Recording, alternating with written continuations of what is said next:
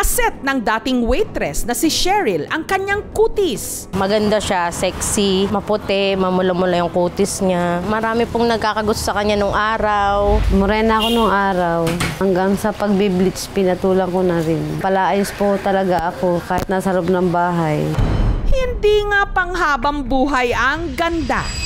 Pero sa kaso ni Cheryl, sa paglipas ng mga taon, bakit naman daw nagkaganito ang halos buo niyang mukha ng itim? Mula noo, ilong, magkabilang pisngi, hanggang sa ibaba ng labi, na puno ng tila itim at malaking pantay. Akala ko nakamaskara. Akala ko may pentel pen sa mukha. Akala ko sasali si ate-atihan eh. May lumabas din daw ditong hindi magandang amoy. Hindi ko alam kung kinulam ako.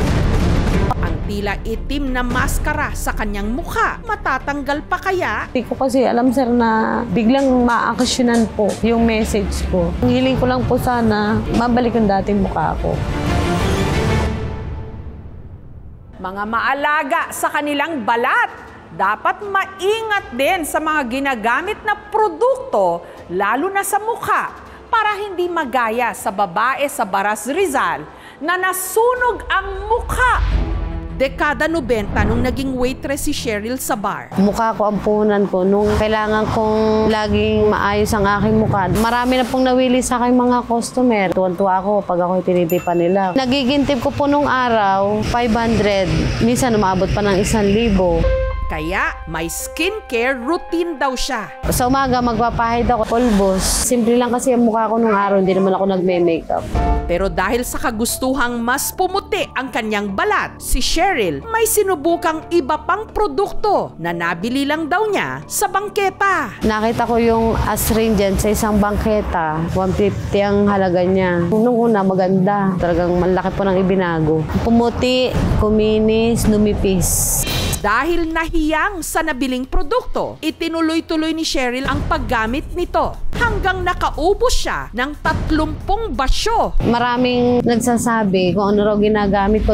Pero ang malaporselanang kutis ni Cheryl, isang araw, bigla na lang daw nagkaroon ng maliliit na pekas at nagsimula na ring mangitim. Nung una, paunti-unti lang na itim. Hanggang sa tumagal ng tumagal, dumami na siya. Medyo mapdi, siyempre para sa araw.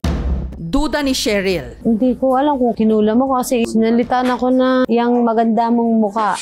May lalabas niya na hindi mo magugustuhan. Sa albularyo, ang sabi, ano daw yung mukha ko, pumangit dahil sa naiinggit yung tao. Sa paniwalang may naiinggit lang sa kanya, si Cheryl ipinagpatuloy pa rin ang paggamit ng nabili niya sa bangketa na pamahid sa mukha hanggang ang dati maliliit lang na itim sa kanyang mukha. Makalipas ang 25 taon, naging ganito na nga para na siyang nagkaroon ng itim na maskara. Nung makita ko yung aking mukha sa salamin, lahat ng parang ginawa ko para siya malis pero wala rin naman nagbago.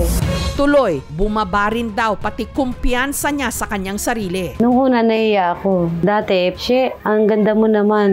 Anong ginagamit mo sa mukha ko? Eh ngayon, sasabihin sa akin, anong nangyari sa mukha mo?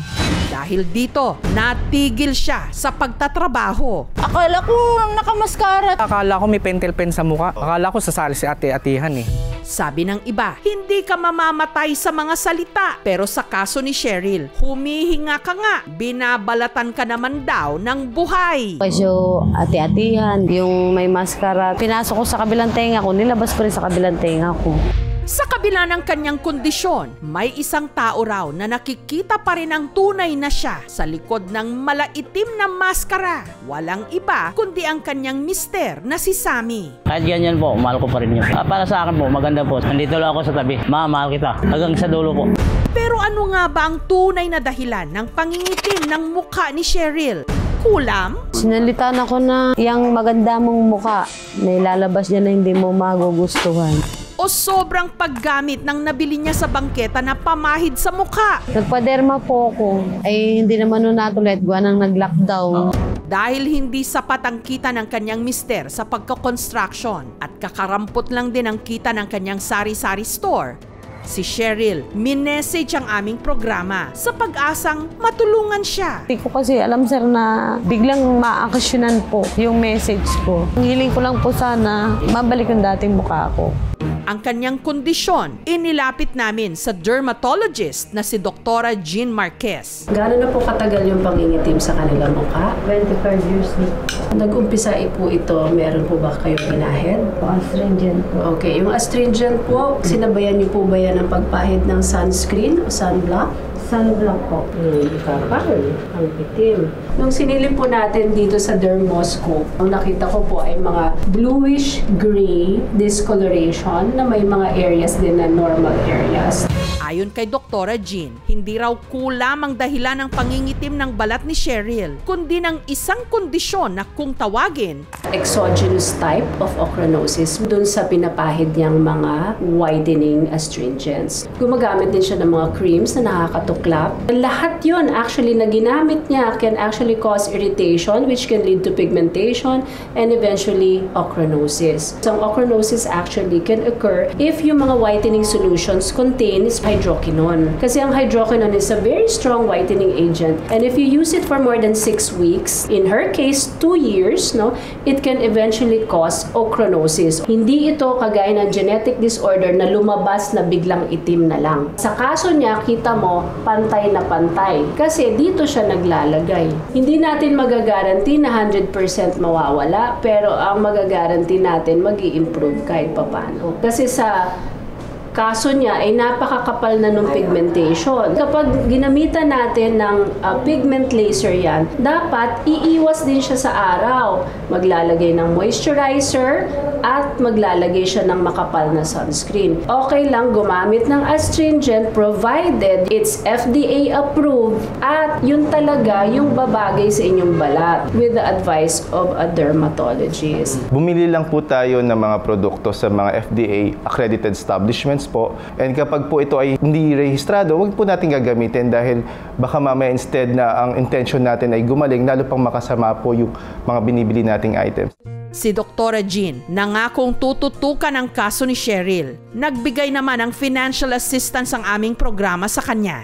Thank you po sa inyong lahat na tumulong sa akin. Maraming salamat po kay doktora na tumulong po sa akin ngayon dito sa treatment. Sana ako ay gumaling na sa pamamagitan po ninyo. Maraming salamat po. Sa totoo lang, lahat tayo may isinusuot na maskara at sa likod nito nagtatago ang tunay nating pagkatao na higit na malalim sa panlabas nating mga anyo.